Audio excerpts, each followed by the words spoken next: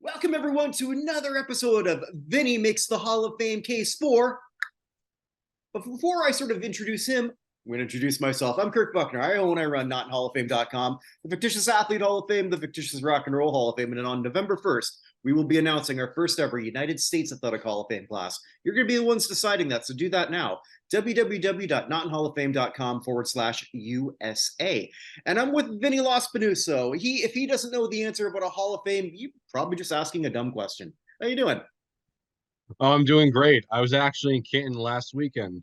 Well, not the last weekend, the weekend before that, from the 4th to the 6th. I was there. Mm-hmm. Yeah, you were at the Pro Football Hall of Fame, so you got to meet some of the people, well, not just voters, but some of the people we talk to on a regular basis. So that must have been fun. You got to meet another co-host of one of the shows that we do, the Retro Football Show, Paul Lawrence, and multi-time guest Ron Katz, former Yes. Fan of the Year. I know that Ron brought you something. He told me about that ahead of time. Yeah, he brought me a lot of things. He brought me a magazine of a guy that that you think, I talk about him so much, you'd think that he'd walk on water or something. Don't worry. His case will be made eventually. He just has not been retired nor eligible yet. Don't worry. It's going to come for him. It's going to take a little while. It's in the gestation period. If you're a new visitor or watcher here, then who Vinny's talking about is former quarterback Matt Ryan. I say former. I don't think he's coming back. But no, he's done. I'll be honest, he's done. Yeah. So, and Matt Ryan, that'd actually be a really good one because Vinny can make a very, very good statistical argument. And I will sort of throw in, what if the Falcons didn't choke? Well, I think I'll just say right here, if he didn't choke, I think he'd be seen as a first ballot lock.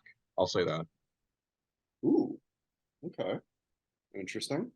But that's not what we're talking about today.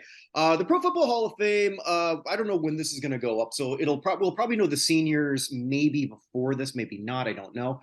But one of the finalists is a former Philadelphia Eagle who I've been doing. I thought I knew a lot of good stuff on it. I'm going to learn some more today from Vinny, but I was sort of doing a lot more research on him. And we're looking at former tackle Al Wistert, who is a finalist. Mm-hmm. And is a unique case because, correct me if I'm wrong, Ben, I think he's the only player who's a finalist of the group that's actually predates 1950. Yes, that's true, because I look at all the finalists right here. I have it printed out because of course I do. I look at all the list of all the senior finalists. They said finalists last year, but now they're calling them semifinalists, even though the list before that were semifinalists. Oh, I just call them finalists still. Mm-hmm. And out of everyone that was played before, the 1960s era, the oldest one is Al Wistert, who played the majority of his career in the 1940s. So Wistert really stands out here. And I think by far, out of everyone on here, none of disrespect to people like Gradishar and Sharp and Powell, Bond, Metter, and the numerous other names on here. But I think Al Wistert is head and shoulders above the rest here. No question. Okay. So you mentioned the 1940s. Now, one of the first things that sometimes we'll put an asterisk in some people's mind, myself included, is if you're doing that during World War II, where, needless to say, the United States participation in World War II did deplete all the leagues, especially in hockey, where it was mostly Canadians going away. But the NFL stuck through. Wistert began, I believe, in 1943, but his best years were actually after World War II ended. It's sort of interesting too how he was classified as medically ineligible for combat, but not for football. It's kind of weird how they do it because you got to also look at his time growing up in Chicago and how he was recruited to play in Michigan. I believe his teammate wasn't, but back in Michigan, his numbers retired. He's in the College Football Hall of Fame. He was an All-American in 1942. Still not in the Michigan Hall of Fame yet, which perplexes me.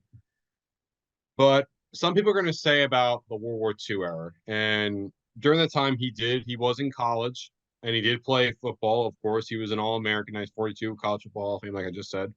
He was drafted in 1943 by the Steagles. Now, wait, the Yeah. Steagles. What are you talking about? Then I thought you said he played for the Eagles. Yeah, I did.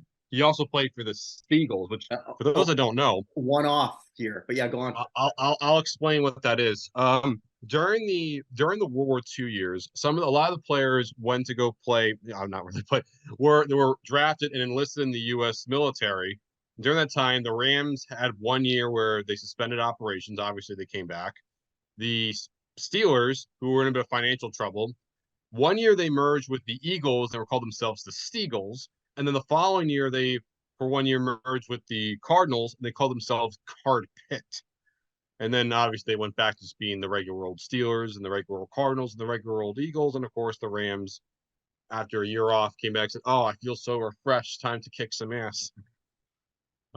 So that's what the Steagles were. And during his rookie season, he was okay. He was, a quality player during his time. He wasn't really much of a starter. He only started one game and he played 9 of them. But you would start seeing those elements of true greatness, not just good, just great. From up till his second year in the league, all the way until his final year in the league in 1951, he was an All-Pro. Every single year, 8 times in a row.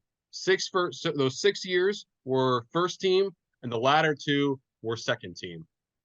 Now, a lot of because back then that's when the players were on both sides of the ball. So he was a Mm-hmm. tackle. From a few articles I've been reading, they say that he was better as an offensive tackle than he was a defensive tackle. Not that he was a slouch in either position. No, he Uh, was great in yeah, both. He was great in both.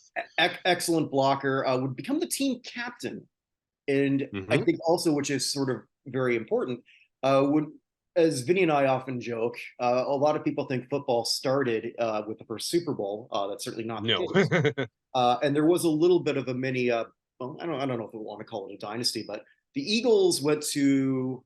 I think I've got this right. The 46 NFL championship lost 147 and 148. So you've got a team that went to 3 straight champ. Do I have that year right, or is it pushed back? You're getting confused with 47. They in 46, that was the year between, I believe it was the Giants and the Bears. Okay, so And it's then 47. they They went were to the title. then 47, they lost to the Cardinals, which is Okay, still so the then 48, Cardinals. 49. All right, so I got Or my years off, but the pattern correct. yes, So they got their revenge on the Cardinals, and then the next year they beat the Rams in 49. So yeah, he was a part of those two wins, the win against the Cardinals and the win against the Rams. yeah, and part also too a big part of why we have our first ever 1,000-yard rusher and Steve Van Buren because he Yep. was Wistert helping carve those holes, along with other some pretty solid names in here. If Mel Hine was the premier tackle of the 40s, and I think most people would agree with that. Uh, He was a center. He was more of a center, okay, if a anything. lineman, sorry, but I mean Wistert's not that far off. No, in fact, if you look at the 1940s teams, there's only a couple players that were part of 6 different all-decade teams. Now, during the 40s, there was, the Hall of Fame's own one, the one from Pro Football Digest, Pro Football Chronicles, Sporting News, Sunday Mayhem, and Sports Illustrated. Those are 6 ones. These are the names besides Al Wistert that were part of all 6 of them on the first team, not second team, on just the first team besides him. Bulldog Turner, Sammy Baugh, Marion Motley, and Steve Van Buren. And Al Wistert is in that same list of first team. All those guys made it on their first ballot, if not, some of the earliest ballot. Baugh was the first ever person inducted into the Hall of Fame, and Al Wistert is on that same exact level. I mean, as much as I love, Laverne Dilwick, and he's also part of 6 all-decade teams. One of the all-decade teams he was on was second team. For Al Wistert, every single all-decade team that he was a part of in the 1940s, he was first team. We're also entering an era too, unlike Dilweg, where your best college players are now actually choosing to play. Because a lot of great college players, really pre World War II, didn't play. Yeah, they didn't play. Professionally. The money wasn't really worth it for a lot of them. And as weird as it is, as big as college football is now, it was not, it was bigger than pro football then, which is mind blowing, I think, well, to me, even though I've known this for a long time just in the research, but I mean, it's fascinating just how that evolved. So I guess what I'm trying to say is Wistert did have stiffer competition than the Dilweg did. Was again the captain of two consecutive championship teams. Yeah, Very high regarded by his peers, but very high regarded, extremely. he fell by the wayside. And I read one article on, I think it's Eagles Wire. It was written a long time ago in 2015, I believe. Why and why they thought Wistert wasn't in. And I want to throw this theory out to you as somebody who studies the Pro Football Hall of Fame and its process. So when the Pro Football Hall of Fame began in '63, so you have your first giant class, and then for the couple years after, they were focusing on the 20s and 30s and filling in those holes. And then by around '68 is when they sort of like we're looking at the '50s, '60s, and beyond. Uh, his theory, although he didn't really articulate it this way, was that Wizards almost fell into this weird spot where the '40s get ignored, and maybe that's sort of why I brought up the World War II thing, Mm-hmm. which I mean we've seen that before, especially with baseball players. Oh. Like a lot of great seasons that kind of come with an asterisk. Yeah, and I still have a bone to pick with that, and not to mention Al Wistert also being, white during like the when he came in the 1940s. The integration aspect also doesn't help him, even though he was on that same level as everyone else. Well, why does that not help him? I don't know, maybe just unless some people probably look at him as he's just another competitive white guy, and that's probably also why even in the seniors, not as many people probably look at him that way. Yeah, I mean, we'd like to think that they don't think that way, but obviously, Some of them do. Some of them definitely do. sure, okay, that could be fair. Another thing that he put out there was that the Eagles themselves, even though they retired his number early, did not get him into their own franchise Hall of Fame until 2009, Yeah, which is that's a a little puzzling, failure isn't on it? the that's a big failure on the Eagles' part. If you're gonna He never retire played for anyone someone's number, else, unless we want to count the Steagles, but he did. He was a career Eagle. yeah, he's played an entire year with he's played his entire 9-year career with the Philadelphia Eagles. Yeah, including the time with the Steelers. He's still Eagles history there. Mhm. He was there his entire run. I mean, you look at He all could have these other kept guys playing. that made it before him. What? He could have kept playing because he retired in 1951. He left, even though he was an All Pro that year. He felt that he was missing losing a step, and he didn't want to go out not on top. Yeah, So I mean, he could have physically continued to play from everything that I've read. I think the other thing too that I find fascinating about Wistert is even in that era he was undersized. he was, but he sure didn't play like it. That's for No, sure. no, just I mean it's also I'm gonna segue way out of this, but I honestly feel this way. Uh, a lot of it is just sumo wrestling positioning, where you see a lot of smaller guys who can beat bigger guys because they just know what to do with their weight better than others who have Mhm. more of it to move. Wistert was that guy. He was. He was one of those guys that even though he sure didn't look the part, he always acted the part throughout his entire career. I mean, I have so many testimonials I would love to show you too. Like, Okay. like here's one. George Allen, the Oh, yeah, legendary yeah, okay. coach, I know this one. Yeah, go ahead. he listed him as one of the 10 best defensive linemen of all time. George Allen, the George Allen, someone who retired with what over 600 winning percentage, or I think some people say 700 winning percentage. I gotta look back on it. And this is what he said in He won a quotes. lot. It's He safe. he always played in a perfect position and was seldom off his feet. He when it came to when it comes to defensive abilities, he was a superb pursuit man and seemed somehow to get in on every play. He was a sure tackler, and he was maybe best against the run, but he was among the good early pass rushers. But as a lineman, he also said he was as fine as a blocker as you could want.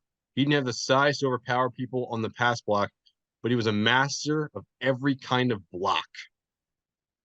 Mhm. And this is also the hitting game of football. Historians Bob Carroll, who, by the way, with the earliest case for John Brawlier, John Thorne, that's the iconic baseball historian, and Pete Palmer analyzed the credentials of hundreds of players. Obviously, I the joke with me is that I want lots, but yeah, they think it's the next level. And they determined that out of all the two-way tackles not in the Hall of Fame at that time, the most deserving one that wasn't in the Hall of Fame yet was Al Wistert, the top one. And the other names that were here were Turk Edwards, Bruiser Kennard, Ed Healy, Cal Hubbard, Pete Henry, and Joe Stizar, and Duke Slater, and Link Lyman. All those guys, with the exception of George Christensen, are in the Hall of Fame. So Wistert and Christensen was part of the 30s All-Decade team, are on the outside looking in. Slater took way too long to get him in, and I was a huge Slater proponent. But now that Slater's in, I view the next most deserving offensive lineman is Al Wistert. And the fact that even back then, these three amazing historians saw Wistert as better than Edwards, better than Kennard, better than Hubbard, who was on the all-century team. Come on.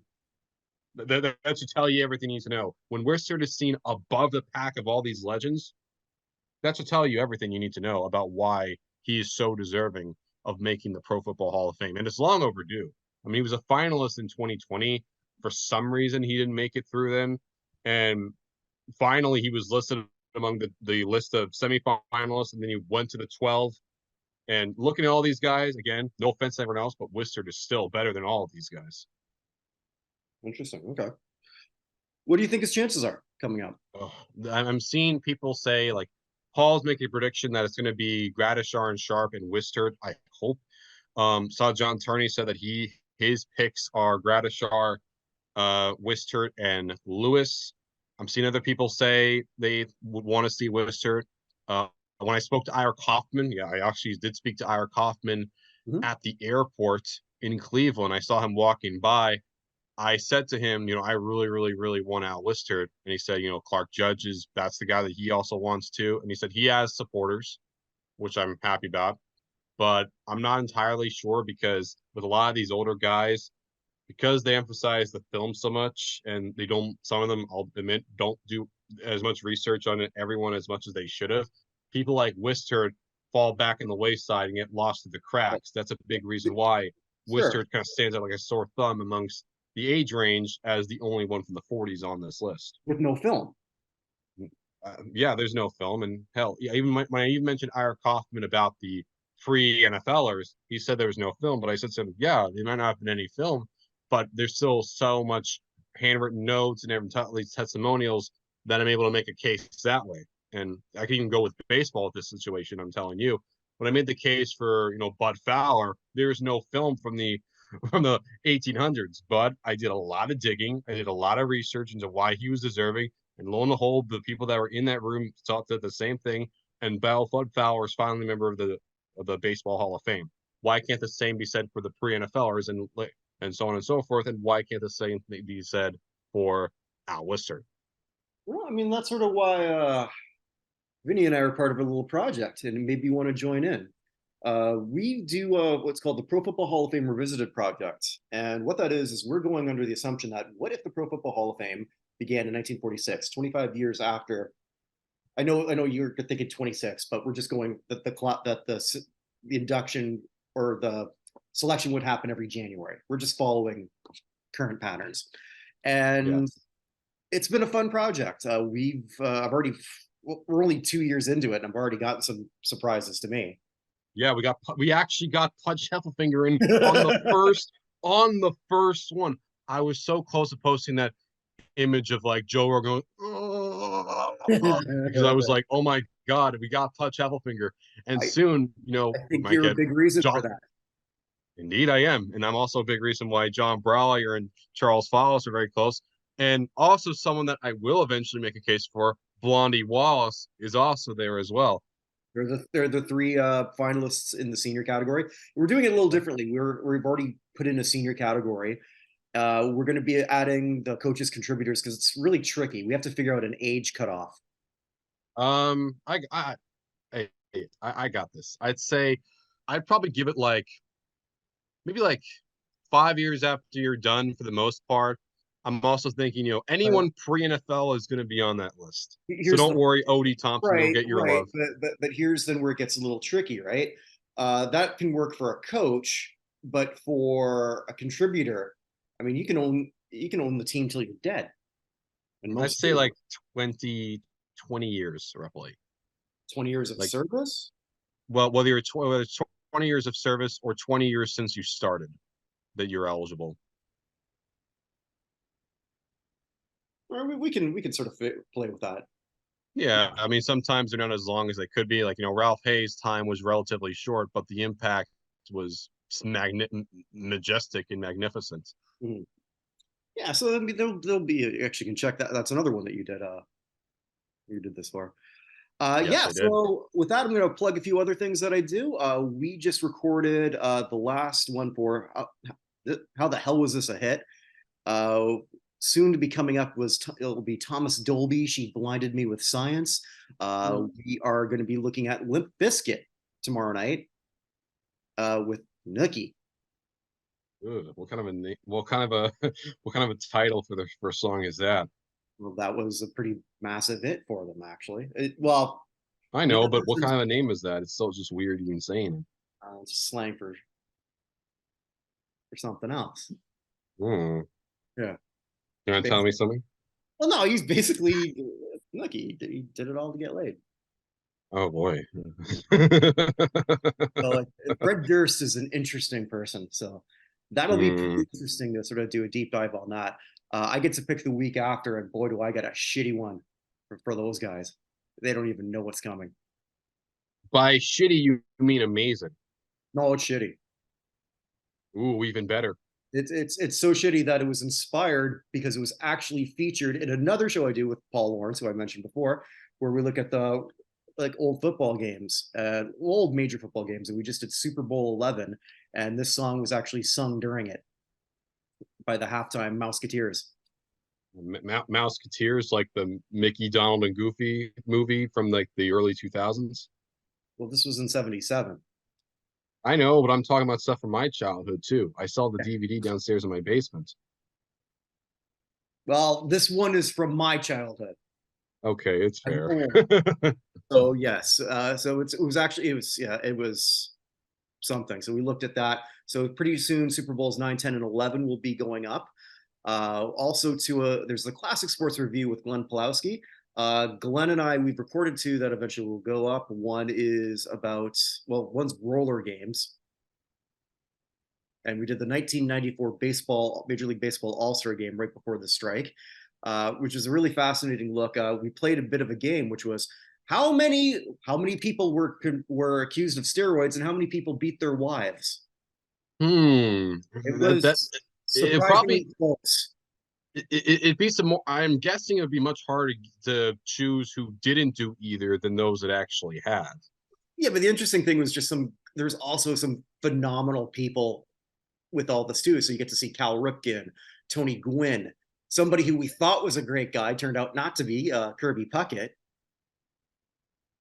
What happened with him? He's one of the ones that, you know, his wife.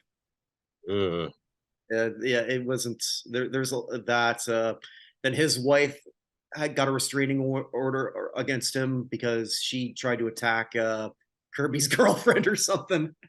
The hell? Like, so you're telling me he truly is like the vacuum cleaner? Both suck? Well, Kirby's was not as great a guy as we all thought he was, which is sort of unfortunate because It's a shame. I would, he I, seemed like I, I one of the great ones. yeah. Well, he was great when he played for the Twins, but that's always why you got to separate the art from the artist. And I know that's very tricky for a lot of people, but I did that for Don Cherry, despite what he said. And but it's a little different because that was just remarks he made. It's a little different. He never beat his wife, but No, as far as everything you ever heard, he was like massively devoted to her. oh, he was. He Yeah. loved. He loved. I don't know if his wife's still alive, No, she but passed like, away quite a while ago. oh, geez. Yeah, she had I believe she died of cancer. I want to say it could be like maybe almost 20 years now at this point. I don't know. It's been a long. Don, if you're watching this, don't worry. We both love you. I have my case for you. for the true induction, not the Foster Award, true induction on nonthehallofame.com. It's called Vinny Makes the Hall of Fame Case for Don Cherry. Don, if you're listening, go check it out. It's wonderful. You'd love it. There you go. Because he always did that. Also, too, speaking of separating the art from the artist, on the last weekly Hall of Fame show with Evan Nolan, I talked about how Lizzo's done. Oh boy, yeah. So you're telling me that this is like the one instance in which the right wing is actually getting something that they want, because they've wanted Lizzo canceled for years now.